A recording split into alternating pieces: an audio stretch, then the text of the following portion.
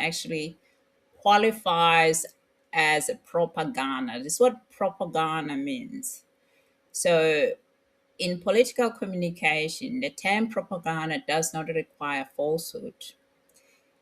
Propaganda is not about falsehood, it relies on selective emphasis and context suppression and attribution drift, where blame migrates from this original source of the problem to the present actor, meaning the present administration.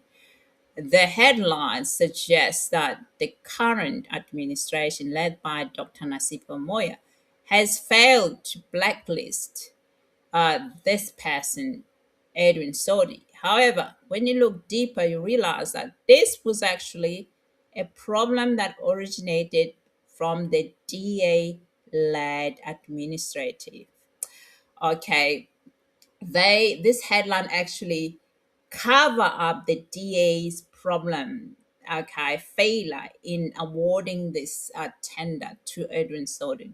Their role in this procurement failure, while they were actually in power in the city of Tshwane. Okay, so it reinforces a perceptions that this coalition of the Action SA, EFF, and ANC in that Tshwane, city of Tshwane, its incompetence.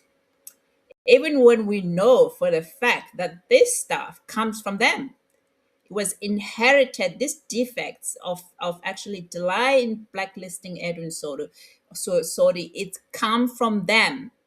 It's inherited defects from DA.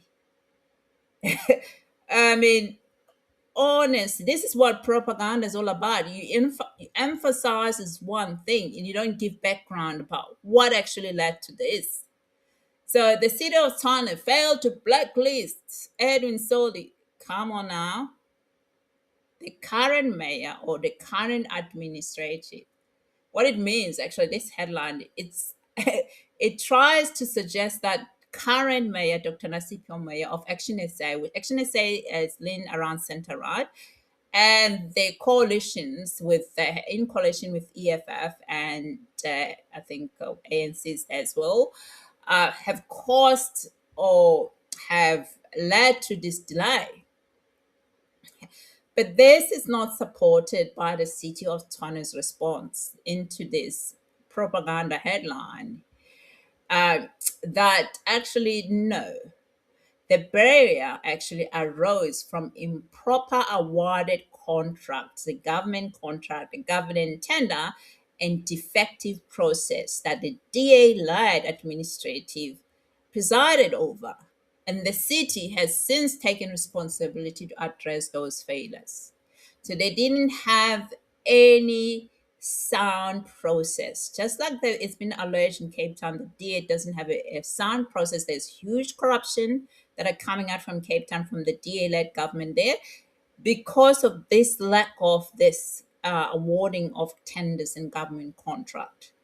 So the headline is very much misleading. This is the DA-aligned media that is framing the collapse, institutional continuity into the current political capability, creating a misleading impression about who caused this problem and who is now fixing it. The problem, all right? So this distinction is very important. Why I'm so pissed about it? Because it fails to make a very clear distinctions that if you don't make distinction around who is accountable, which government body is accountable, it undermines public understanding how municipality governance actually works.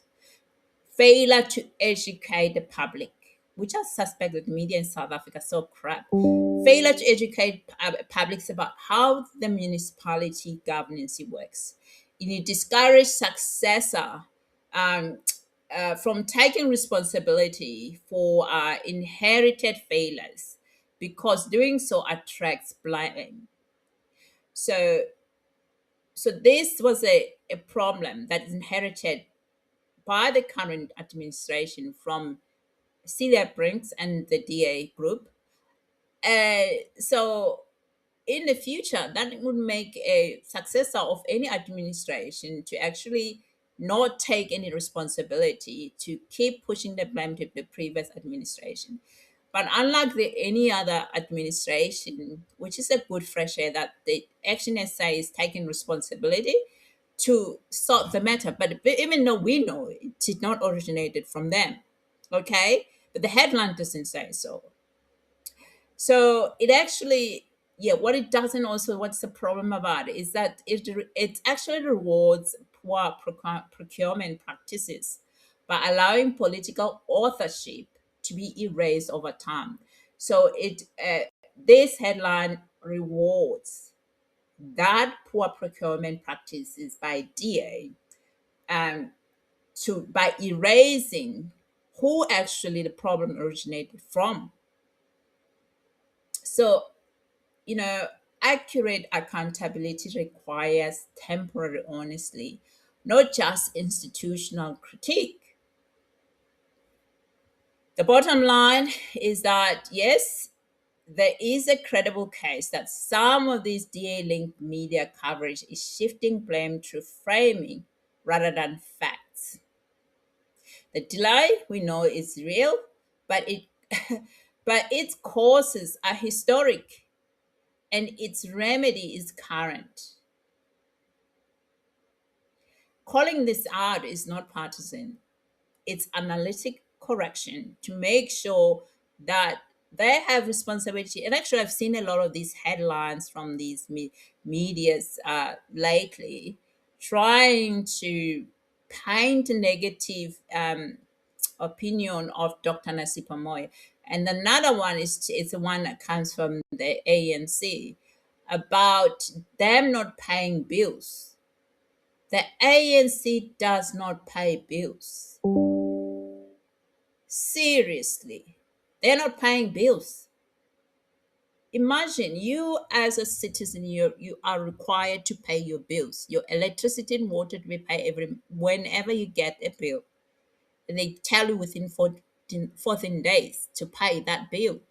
But they think they could just run all of this department without actually paying the bill. And they have even audacity to blame the city of Tshwane when they try to actually recuperate their money that they owed. They are owed over 2 billion rand being owed by the department organization that are ANC run and the DA run.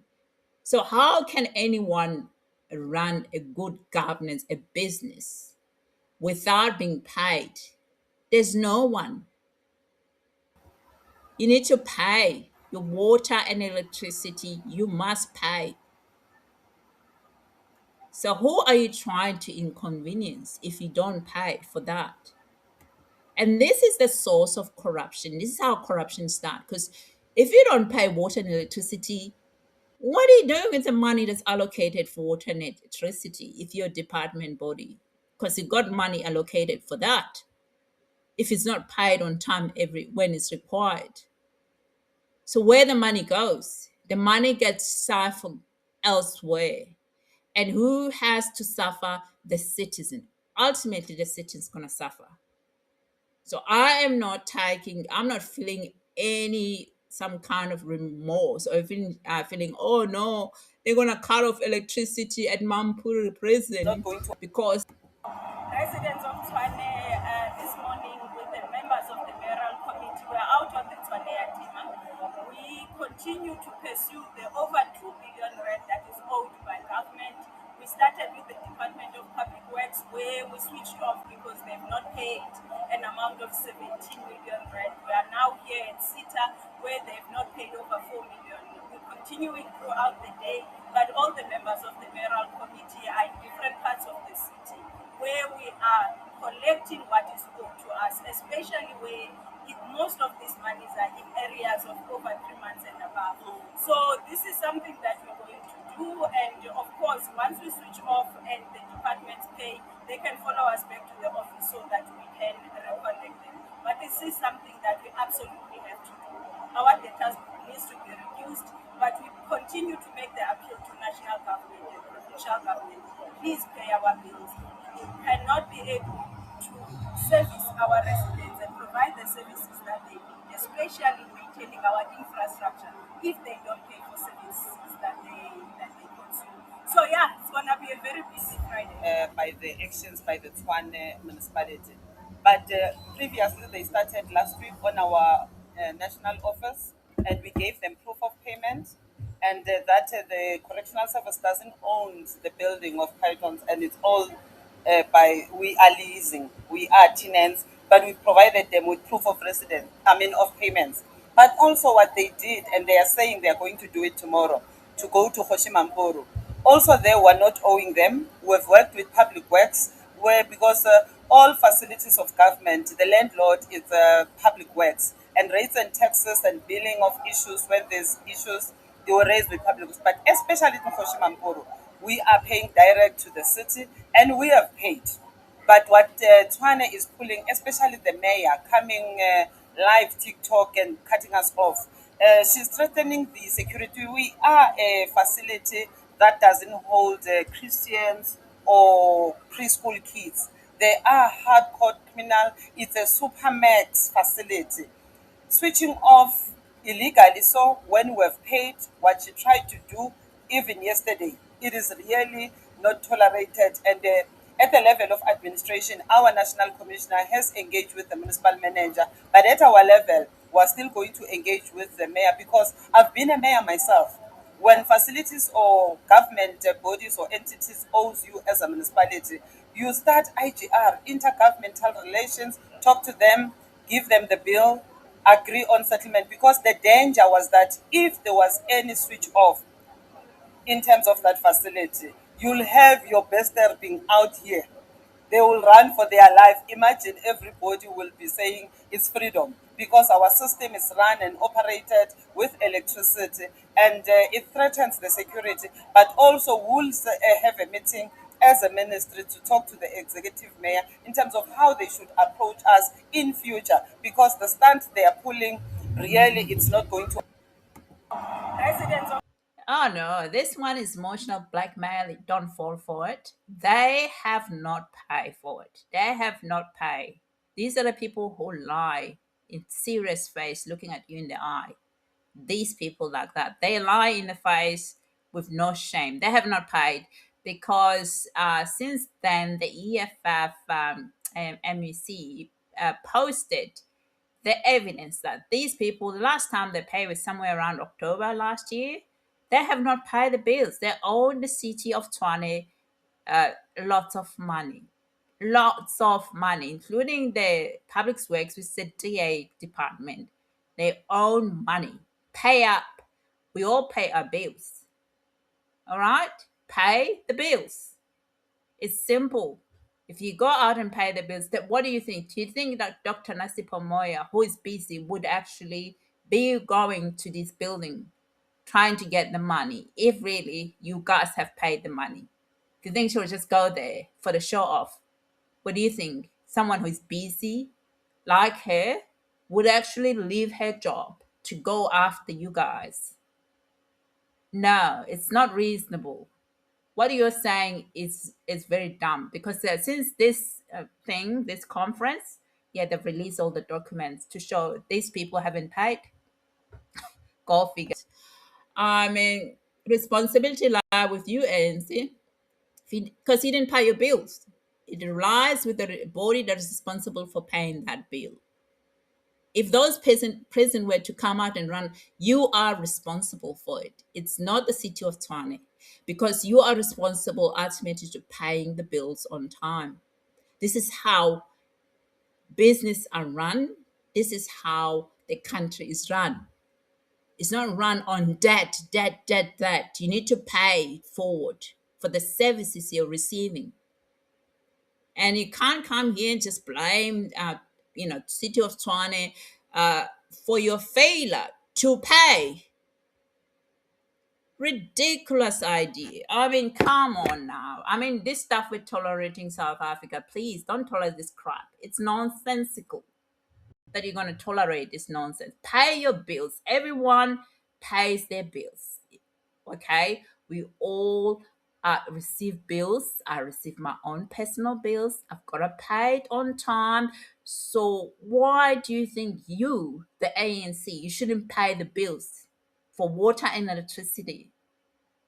And then you have a nerve to shame the city for threatening to cut that electricity.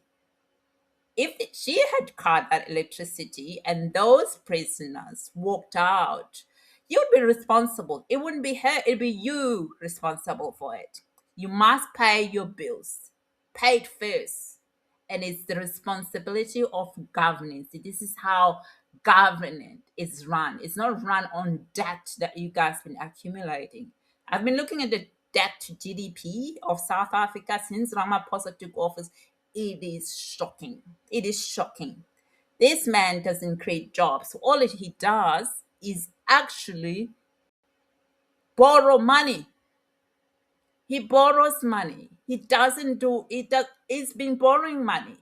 The debt to GDP when it took us less than 50% is now towards 70%. Huh? No. Nah, nah. You're picking at the wrong person. You're picking at a person who's very much competent. All right, because you guys, you have not been competent. You have been running this, uh, at this municipality like a brothel. Now, Dr. Nancy Pomo is showing you guys how to run a city, and it's so wonderful to watch. I am so great to watch. It's like, come on, well done.